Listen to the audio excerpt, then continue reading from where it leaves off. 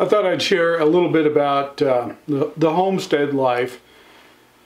When you live out like this, you kind of give up some of the easiness of living in a community. And what I mean by that is, for instance, yesterday, the horse that I mentioned on the previous video, she did pass away. Just as the vet got here, she was pretty much at the end of her rope, and all we could really do is sit there and wait for her to pass. At that point, she was so far gone that he said that even giving her the drugs to speed the process up really wouldn't do much. So, you know, it was a sad deal. We'd had that horse for, I think, about 11, 12-ish years, somewhere in there. One of the most easy keeping horses ever. And so, you know, you didn't have to worry about her, what you fed her. She's just an easy keeper. Yeah, horse people understand that term. I no sooner than get the horse situation dealt with and got her buried, which I'll kind of go into that here in a few minutes. I come down to the house and find out that our sewer's not draining correctly, so everything's backed up, and of course we're on septic out here. So this morning, you know, I had taken the day off today, actually the next day and a half from work, hoping to get caught up on a bunch of other things that I need to get done because winter's here and I still got some stuff hanging. And I was hoping to get caught up on all that. Well, this kind of thing pops up, so I'm hopefully only going to spend this morning working on this. I'm hoping it doesn't turn into a bigger issue of drain field problems, because we've had a little indication that our drain field may have some problems, but it's been working fine. We had our tank pumped, I think it was around August. Yeah, it had kind of plugged up, so we got that cleaned out. So I'm hoping, there's a couple spots that I'm hoping might just be a plug and an easy fix. Otherwise, it's going to require some digging. And it's 7 degrees out there this morning, and you know, ground freezes and pretty hard to dig. So I'll take you along, show you what I'm going to do. I'm not a plumber, so in fact plumbing is like the bane of my existence. So we'll go see what we can do with this mess. And like I said, when you live out like this, sometimes, you know, you're taking on a lot of responsibility. We love the lifestyle, love the freedom of it, but there's times like this that, like, man, just, is there somebody I can call to come deal with this? But, you know, we try and take care of as much as we can ourselves. So let's go try and deal with that. Hopefully it's not a big problem, and I can get on to some other projects today. So let's go freeze for a while.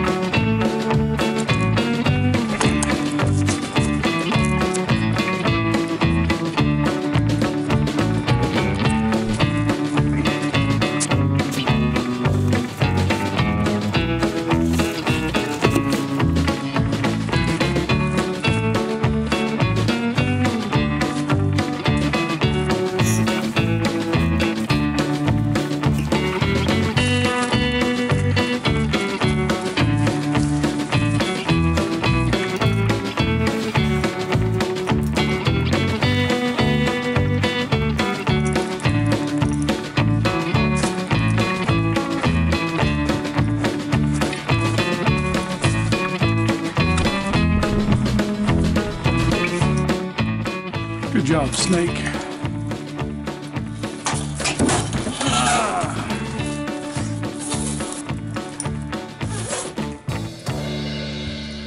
What to do with these gloves? I'm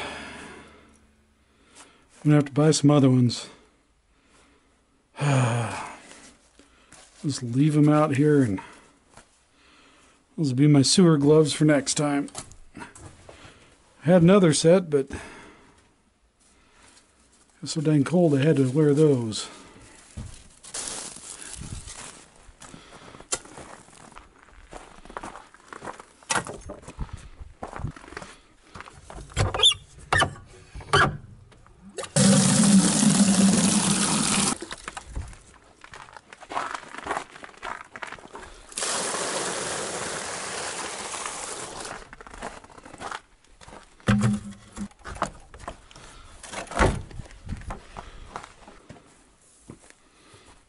Hey, boy.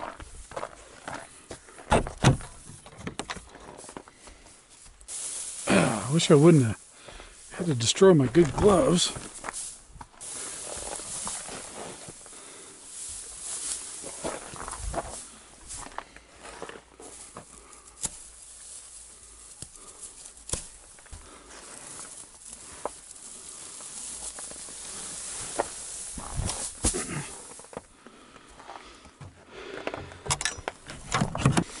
Go check the water.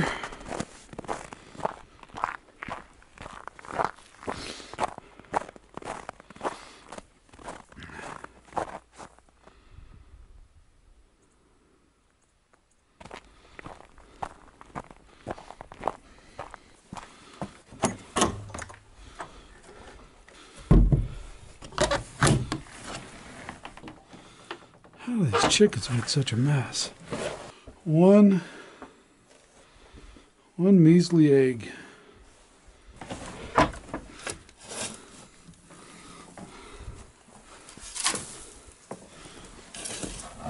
No, where they keep digging the dirt up from.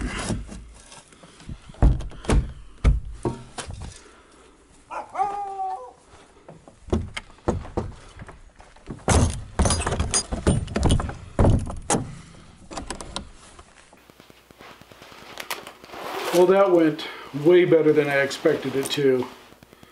I've never had that plug at that particular location before, but I could see that last time we had it pumped out that could be a problem area. It was, I shouldn't say it's never plugged there before. When we pumped the tank the last time, there was a plug right down where that pipe empties into the septic tank. It goes in, that's a really hard deal the way that's set up. There's two 90s right next to each other. Where I was feeding that snake down in, it goes in about 6 feet, takes a 90, and then about 6 inches in takes another 90 where it drops down inside the tank about 30 inches or so. And it plugged right down there towards the bottom of that 30 inches last time. I think the tank was actually the problem, and it just kind of backed up into there. But I could see that those two 90s could be a problem area. And that's about where the plug was when I finally got that fish, or that snake down in there to the right spot and worked it around a little bit. Unfortunately, I just turned the other camera off. Not that anybody wants to see sewage stuff, but if you live out like this, having a snake on hand when you need it is essential. It's not always easy. Obviously we have plumbers around, but it's not always that easy to get one to come out on short notice. And when you're out like this, unless you've got an outhouse set up, you kind of need your septic system to be working. I was really worried that it was the drain field. Last year I did a little bit of work to it. I think there's 3 different drains out there. I think one of them for sure is plugged. I think tree roots have got in it and plugged it. One's about half working, one's actually working correctly. And I was afraid something else happened out there and I was going to have a nightmare this time of year dealing with it. So, I got to text the wife and tell her. She actually had to work today, and she knows how I get when I work on plumbing stuff. I'm usually not a happy person, even though I try not to let it get to me. I think plumbing is some of the most frustrating terrible stuff to work on. If there's any plumbers out there, my hats are off to you, man. Oh, man, I'll do almost anything else besides working on plumbing. I think that's the reason cuss words came about, was back in ancient times they started using plumbing and all of a sudden we have cuss words. I'm going to text her real quick and let her know that she doesn't have to come home to a grumpy husband. Now that I let her know that I'm not going to be grumpy all day, I've got some other stuff I need to do today. I really need to clean up my shop. I've got a whole bunch of projects backed up, people wanting stuff that I promised them, and I've just been so busy I haven't been able to get to those projects. So I've had to rewire some of my shop. The heater I put an electric heater in there a year ago because I want to keep it above freezing. So I set that heater about 45 degrees. And so my glue and polyurethane, all that kind of stuff doesn't freeze. And during that process, the way it's wired, that shop's wired kind of goofy. It kept popping the breaker for the 220 side because it was wired into the same circuit as the compressor. So I just had to tear everything out, rewire, put a sub panel in just for the heater, and get it off the same circuit as the air compressor. So everything's still tore apart. I need to go straighten that up. So one of the things I wanted to just kind of briefly talk on, I get on these subjects and kind of ramble, but this rural homestead lifestyle that so many people on YouTube try and promote, and I think sometimes it's promoted as, you know, everything's always roses and cream, everything's great every day. And boy, when you decide to live like this and be self-dependent, you're taking on a whole new set of responsibilities for you and your family. And you can't always depend on somebody else to come take care of these issues for you. For instance, the sewage thing, you know, obviously we have plumbers around. Getting one out here on short notice is next to impossible, and you're going to pay a lot for it. I tend to be of the mindset, I want to take care of it myself as much as I can, even though I hate plumbing.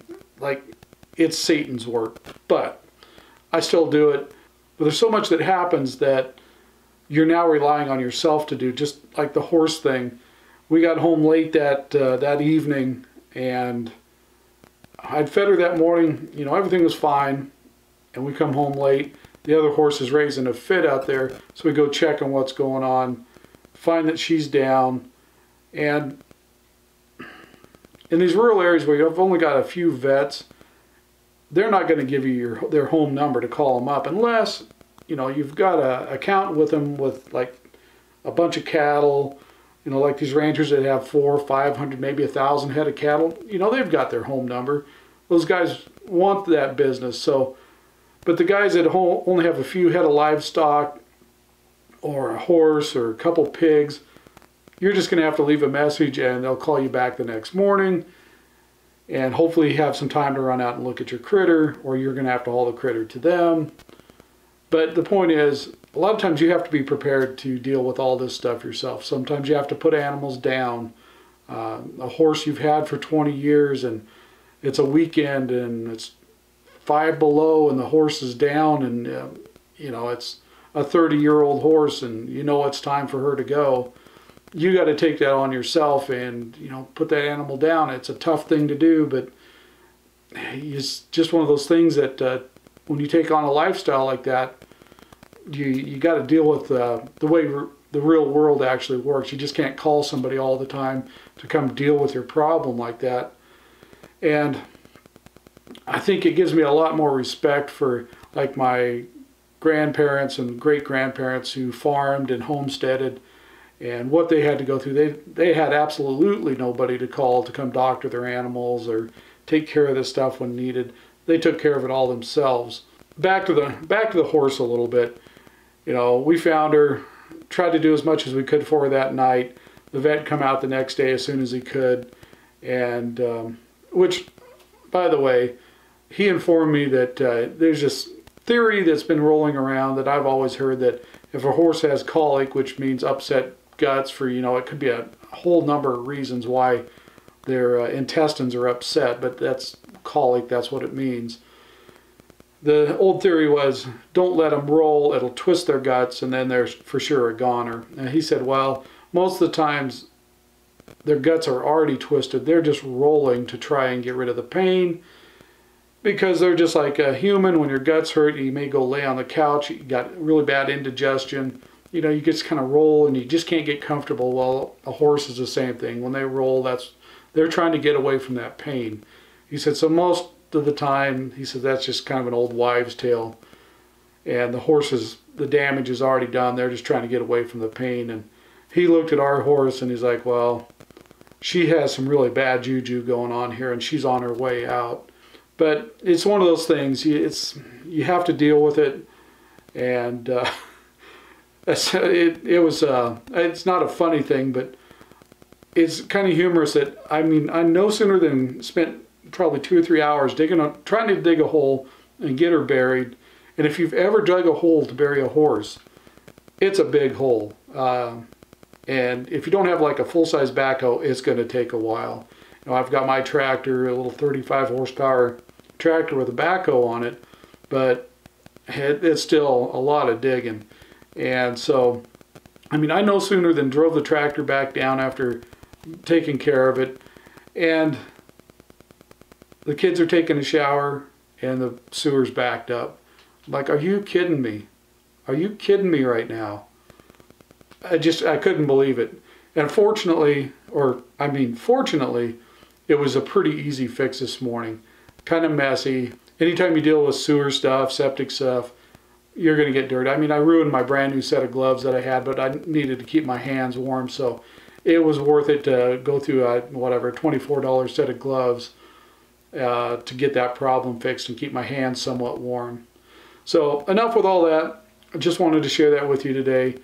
Just kind of a bonus video for the week, sharing some homesteading stuff. I'm going to go take a shower, warm up, and go get some more work done out in my shop. So have a great day, and we'll see you on the next one.